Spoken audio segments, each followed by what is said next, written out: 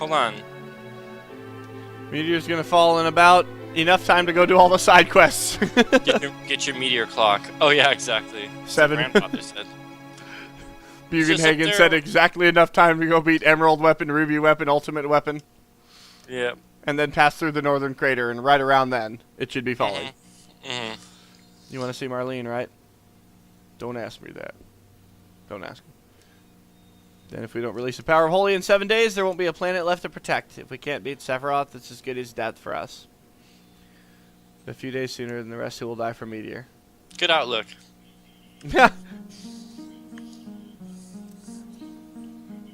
Man, I was watching this. I don't want to like disrupt this cool scene, but Nintendo censorship and how back in the day they wanted it to be like a toy and they wanted to stay away from any kind of religious like terminology. That's why Holy in FF6 or 3. It's called like White. It's called Pearl. Oh. And 2, it's called White, or 4, you know. Yeah. But in this, they're just like, you know what? That shit sells. Holy. And everybody's like, oh my god, the word holy. And then Final Fantasy Tactics comes around, and the final boss is Let's Jesus kill Christ. God. Let's kill Jesus. As a woman angel with boobs. Okay? Like, that's the best part. I think we all are fighting for ourselves. Oh, man. For ourselves and that someone, something, whatever it is that's important to us. That's what we're fighting for. That's why we keep up this battle for the planet. Yeah, but like before your guys' mission was like eco-friendly, now it's like the planet's literally going to be destroyed. Yeah. So Well, that was the one who blew up. Looking back, I can see that wasn't the right way to do things. No, it's pretty badass actually. Yeah, Barrett, maybe blowing up a power plant and killing thousands of people wasn't the right way to go about accomplishing your mission, but Yeah, he's like, I got revenge by doing the same shit to the evil people they did to me. I'm that sure fighting made for them pay. Marlene. Marlene's future. This, you know, when you think about it, this game at the time, like I can see why if thematically, I can see why a parent might have had a problem with this, because the very first thing you do is blow up a power plant. Yeah, commit a terrorist act, yeah. That's the very first thing you do in this game is blow up a power plant, and, like, the game kind of explains why you're doing it, because, like, you know, it's sucking out the life energy of the planet. You know what? But it's not, you know, you don't... Yeah, and the whole time you're going there, it's, like, well guarded, so it's definitely implying this is a like manned facility. And yeah, there are, yeah, it's not, I mean, you don't see the guys, like the characters on screen, but I mean, you're being attacked by them your whole way down there, so obviously they're in there. And you know, the point is that, like, I don't know, it's just weird to me to think about. That's the very first thing that you do in this game is blow up a freaking power plant. And honestly, I don't remember there being a huge backlash against this game like there is against, you know, more overtly violent games. Put a pair of titties in it, though, and it's fucking not going to be even in this country. Oh, Tifa's got him. I know, man, this close. Oh, and I saw this sprite from, like, FF3 or 2? I forget what it was. It was, like, some chick that's got her ass facing you. And in the Japanese sprite, her butt is, like, bare. I could actually, like, I almost appreciate, you know, that would have been distracting. Right. Glad. Oh, wait, look at this. Look at this. This is... Look at this camera angle. You're right. Look at Tifa's boobs in the friggin' foreground, man. Oh, I love all 8 polygons. This is like one of my favorite scenes in the game, but it's just like that airship perspective, the perspective of the characters. It just so summarizes the game's artistry with that and the cinematography. And it's weird to me to see that, like, to see Tifa and Cloud at this point, because the disc 1 is all Aeris and Cloud. You know, the romances between Aeris and Cloud, and Tifa is kind of like this, you know, the third person. She's kind of a little bit awkward and all that. It definitely develops the idea that Cloud and Tifa have some type of dynamic or some type of history together, but it isn't initially very clear on what that is. But, well, and you know, and they don't, and it's as a gamer, like a viewer, I guess, you want to know that Cloud and Tifa got together at some point down the road or whatever. But you know what? They don't ever say that in the game. And I like that. I like that because what ruined later Final Fantasy titles for me was when they tried too aggressively to work in, like, romance. You know? Yeah. That was always so tangential to like the game plot. So it's like the Locke and Rachel thing that kind of stood out. And I mean, there's a Cecil and Rosa thing as well, but that was like very chivalrous type of romance. Where And it's like such a small part of the plot that Rosa might as well be like a childhood friend of Cecil's, like a male friend. Exactly. It's so much interchangeable to how the story is driven in the game, which has nothing to do with Cloud and Rose, or Cecil and Rosa's relationship. In 8, okay, Squall and freaking what's her name? Renoa. Yeah. Renoa has to be a chick. If Renoa's character is a dude, Squall is gay. You know what I mean? That's how that works. Okay, but and anyway, about Yuna and Yuna and Titus. He's pretty gay, dude. Squall. Titus with that little like aviator jacket he rocks. Titus. Titus is so gay he's not even real. Okay. Spoiler alert: Titus isn't real. Titus does not have a tight ass. That's for sure. No, he doesn't. Man, but you know about Tifa and Cloud though, like we were saying. I mean, the game definitely hints like you get the impression of a romance, but you can feel that it's more Tifa longing for Cloud. Oh my God, look at this. And then later, when you find out they're childhood friends, you're kind of like, okay, maybe they're crushes, but they're like kid friends too. But it definitely gives the impression Tifa likes Cloud, and for some reason, Cloud's like so conflicted that he almost transcends normal, I guess you could say, sexuality in his relationships. And that's why like having him be involved with Eris was interesting, because she wasn't even necessarily human. Like she didn't even seem like that was something she gave a crap about. So it's interesting that they had Cloud pursuing her, since it really just sterilized any like romance that you get from the game. That shot is so cool, dude. Tifa like sleeping on Cloud's shoulder right there. Dude, God, okay, I've always maintained that graphics don't make a game, but when they're effectively used, they can definitely enhance a game, and that's what they did here. Well, then this isn't really graphics, it's like artistry and cinematography. It's not like your machine is doing something especially good. It was like... Well, I understand, but could they have made the same game engine work in, like, let's say, Final Fantasy VI graphics? Like, you know, aerial view, 2D... You know what I mean? Could this game have been as much fun on the Super Nintendo if it had the exact same story, exact same, you know, game mechanics, only thing is it's 2D? Would it have been as much fun if it didn't have all the FMVs and stuff?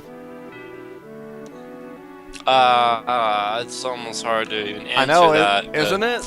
Isn't it? I'm sure some nerd somewhere has made a Super Nintendo port of this game. Let's find it. That'd be a big undertaking, man. I'm not too sure of that myself. I'd be willing to bet somebody has, man. Okay. How much? Bump. Okay, the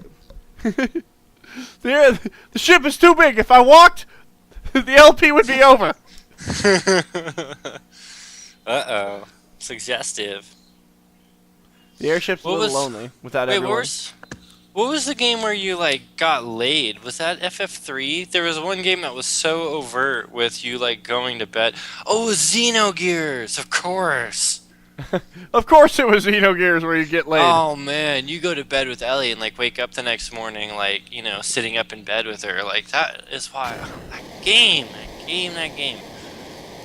For a personal backstory here, guys, I've never played through Xenogears, but my entire life, since probably 1998... Lutz has been trying to get me to play Xenogears, and I've tried. Like, I've played a good couple hours of it. You should have played it when I first told you. You're right. If I would have played it in 1998, I'm certain that I would have been crazy about it just like you were. Although I played Chrono Cross back then, and it never quite caught fire for me. What the hell does that have to do with anything? Chrono Cross was fun. It had a similar battle system, you know, where you like... Fun. It's like... Comparing that to Xenogears is like saying reading the Bible is fun. Fun isn't the goal, it's your spiritual wealth and health. Don't you get to kill God in that one, too? Yeah, you do. I mean, no spoilers, but... Oh, please, dude. Like, anyone watching this has not killed God at some point. Well, that's what I love. I don't know why we're talking about Xenogears doing all this great shit that this game... If you butt... I just saw the word butt. Me too! You too! There's some great stuff going on. Great butt. I was listening to your butt. See, this is why I need to talk about Xenogears, or else I'm just going to keep going. Boom. It was done. Oh no, I'm glad that I brought Vinny! that up though. Vinny! Why such a pussy look? You don't want to come with me. To come. What a freaking downer. It's like, you guys don't like me. Dude, I am Vincent. Vincent can fly. But looky here, the Shinra managers come back. Okay. We get it, game. Everyone's coming back. You don't have to do this one by one. Okay, where's Yuffie? I know she's coming back, even though this is not her fight, and she has not. See, they have to do this because realistically, this has nothing to do with Yuffie, right? Yuffie has no business coming back right now. Yeah. This whole thing has had nothing to do with Yuffie. Oh wait, we were kind of just talking over the whole point where basically everybody was disbanded from the party because we're going to certain doom, and now here's Yuffie.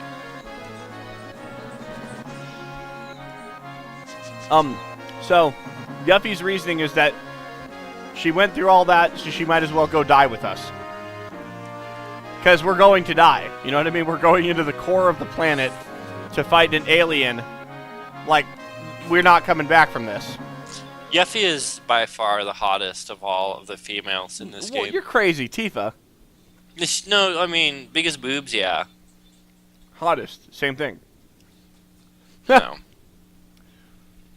I can demonstrate. I can find you some pictures of big boobs connected to things that you probably won't be like, that's hot. Eris music. I guess I lost my train of thought.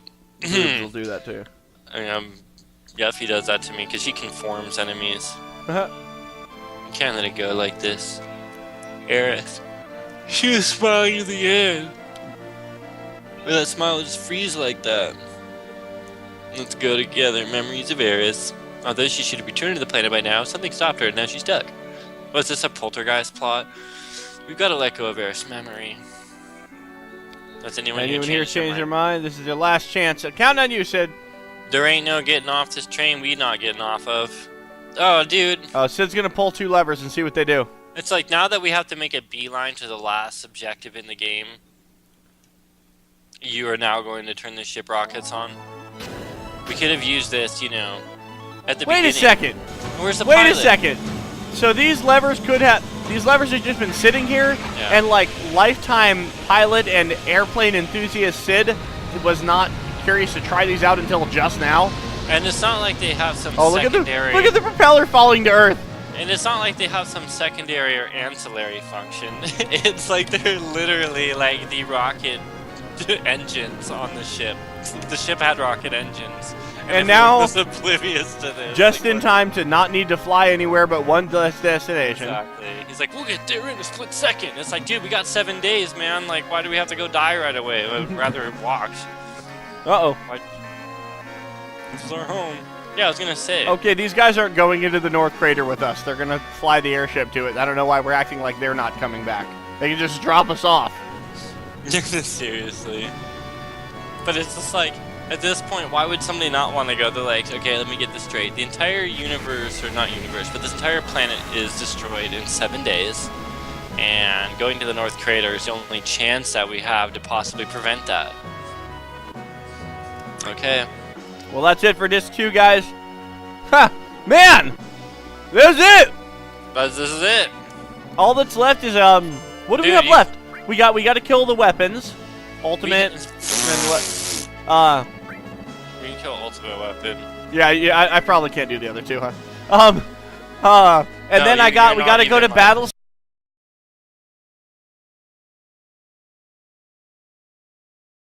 Square and get Omnislash because I don't have it yet. I would love it. You know, honestly, you don't. If you really don't want to, you don't have to do anything else. You can run straight to Sephiroth, Knights of the Round, his ass, game's over. You can do all that other shit. Really? Wait a second. Knights of the Round will take out. Let's look at what picture we get. Who is it? Oh, this is always so great. It's Sid just chilling on Lil Beeve, looking at his fucking rocket, man. The rocket's standing up, or this must be an old picture. Yeah. Well, Sid hasn't posed with Little Beeve in a long time, if you think about it. You know what? These are so cool. These pictures are so cool. The ones like these are some of my main memories of the game. Did you ever do that? Did you ever put in the wrong disc and reset it and stuff just so you could see this?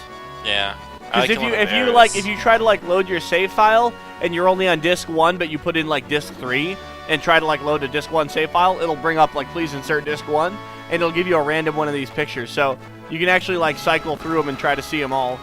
I like Eris. What's Eris's? Is she? I know Tifa's is the well. Yuffie's, she's standing at the top of the freaking Wutai looking down with holding us. Do you have to have the characters to get their little screen here? I don't know. Wouldn't that be crazy if you didn't know about Vincent and you saw his?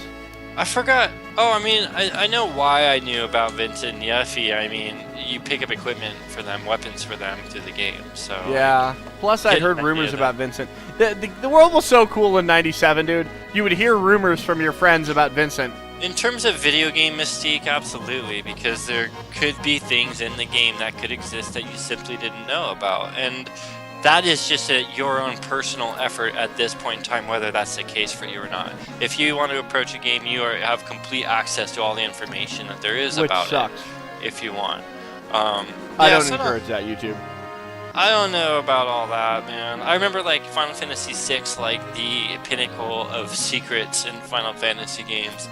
And that whole thing with getting Gao back and like the old man's house where he lives and thinking that Gao is his son, and you guys like go and get Gao all dressed up and present him to his dad, hoping to like rejuvenate his dad's memory, and then his dad like keeps saying his little random shit and you feel all bad for Gao because he like tried so hard to stop being like a field boy and tried to be like a presentable kid that this guy would recognize, and like that just seemed like it was inferring there was something to keep pursuing about this. Yet that was literally it. The game just had this one little segue that made you feel really bad. It gave you some insight into Gao's background. You establish who his dad is, but it's just that's it. And it made you really like sad and sentimental about it in the process, which was the goal. But as a player, you didn't expect a video game to really just, that was the whole purpose somebody programmed a thing, was just to make you feel sentimental for a character in the game.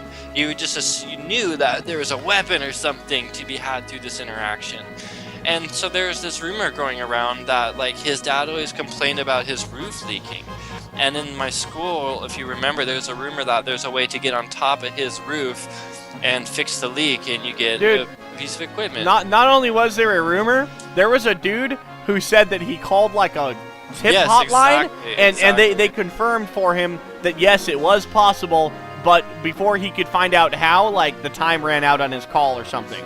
Yeah, so we had something that really like impressed this idea, and there was not a resource to actually confirm this. It's like Jailhouse talk, basically. Yeah. Anybody could even appreciate that reference. It's just like you're just all like limited to the existing understanding of the people around you, and in this case there was just no understanding of the definitives of that, but there's such a strong speculation, and there were so many things that I knew I hadn't achieved in the game that were so esoteric that I had no trouble believing that was true. And I spent a lot of time exploring that possibility in that freaking game, only to come to the realization that it was a bunch of bullshit. A bunch of shit. A bunch of shit. But you know what, though? It kind of, like, romanticized that whole segment of it anyway.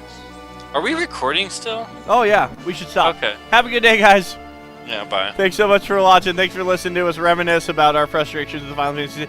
At some point, we'll LP that game. Maybe. God, that's a long game. It's too open-ended, man. It was hard enough to get through this one because, like, as you mentioned, there's so many things left to do in the list. But between completing this game and getting on with our lives and defeating Ruby Weapon, those are like two whole different scales of investment at this point. So, is Ruby Weapon really that bad? I never bought him. I don't know. You have to be level 99. Absolutely have to be.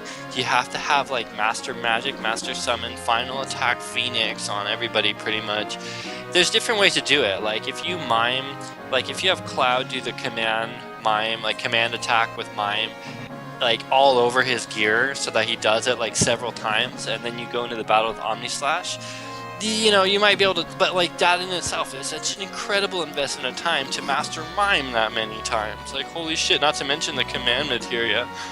But you just have to have like the top end materia assortments, Knights of the Round for everybody. So you're talking master summons. Luckily, when you kill Emerald Weapon, you get a master of each, so that's something you'd want to do first. But he is still basically, to really kill Emerald Weapon, you have like a Ruby Weapon ready party. Otherwise, it's like, why just sit there and die a bunch? Because it'll take you some time. But yeah, he's incredibly hard. Dude, go try him. I'm gonna go. Okay. I'm gonna quit recording. Okay.